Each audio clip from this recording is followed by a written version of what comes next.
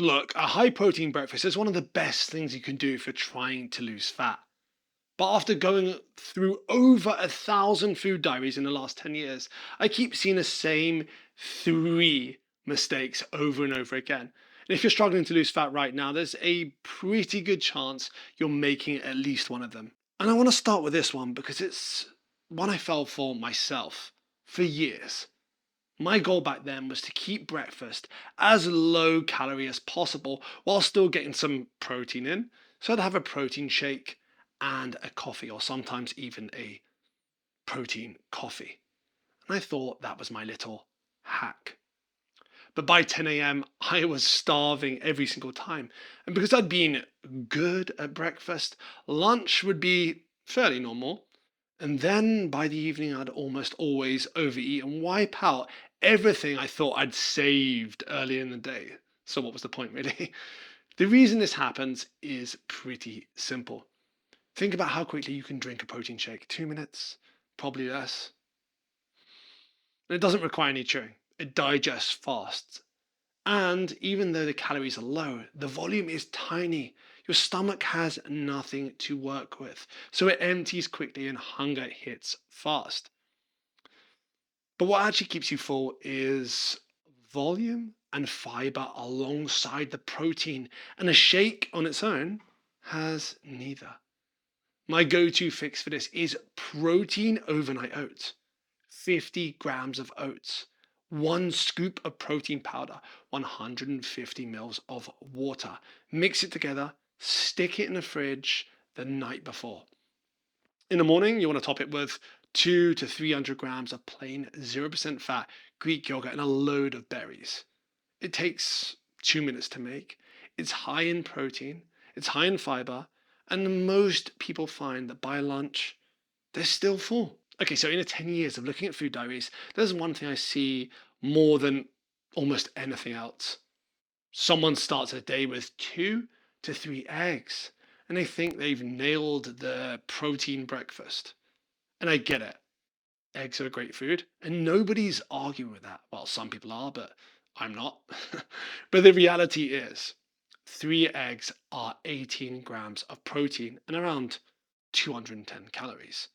4 eggs will get you to 24 grams of protein, but that's 280 calories. Still low calories, but it does, of course, have protein.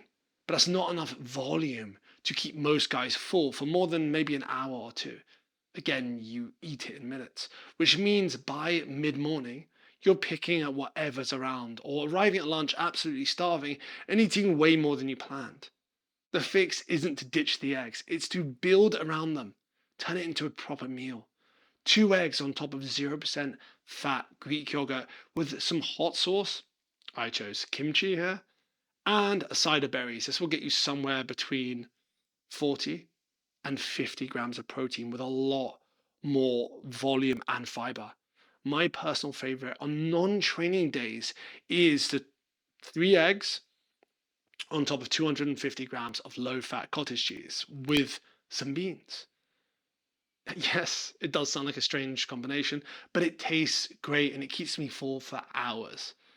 So the eggs can stay, but you just need to stop letting them carry the entire breakfast on their own. So one of my clients, Andrew, was starting every single day with 2 protein bars.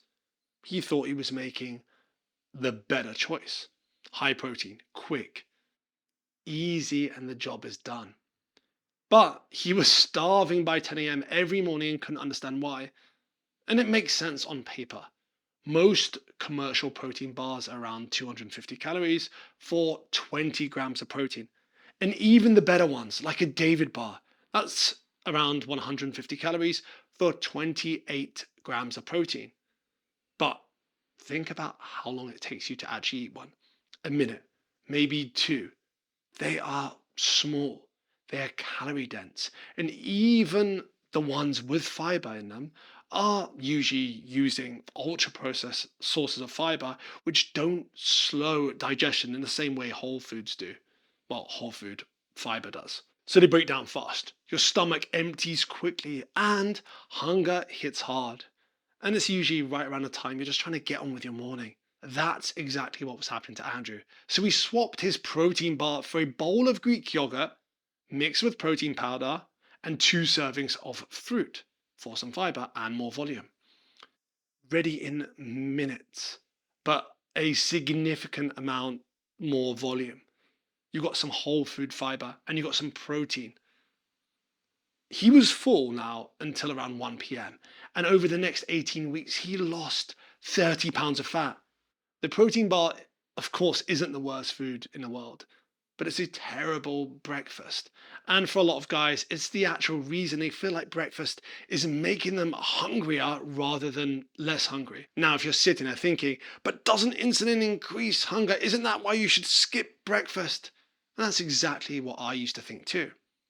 It's why I skipped breakfast for 5 straight years. But the research doesn't actually support this. If anything, insulin can suppress hunger by lowering ghrelin, which is your main hunger hormone. And of course, as with like a lot of research, I'd say, sometimes it has no effect at all. But it doesn't seem to increase it. So if skipping breakfast is genuinely working for you and it's something you can keep doing forever, go for it. But if it's not working, be honest with yourself and keep watching because the next bit is important. So now I want to show you what a bad breakfast actually does for the rest of your day because this is the bit most guys never join up. Hossam used to skip breakfast completely, and every single evening without fail, he'd overeat. But he never connected the two because there were hours between them. And when we looked at his food diary together, the pattern was obvious every time. David was having a protein shake for breakfast. By 10 a.m., he was picking a handful of nuts that he didn't even bother tracking because it didn't feel like eating.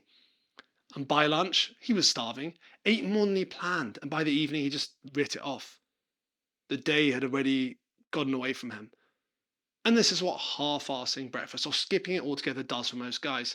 It creates hunger that builds slowly through the morning, hits hard around lunch. Some people, it doesn't.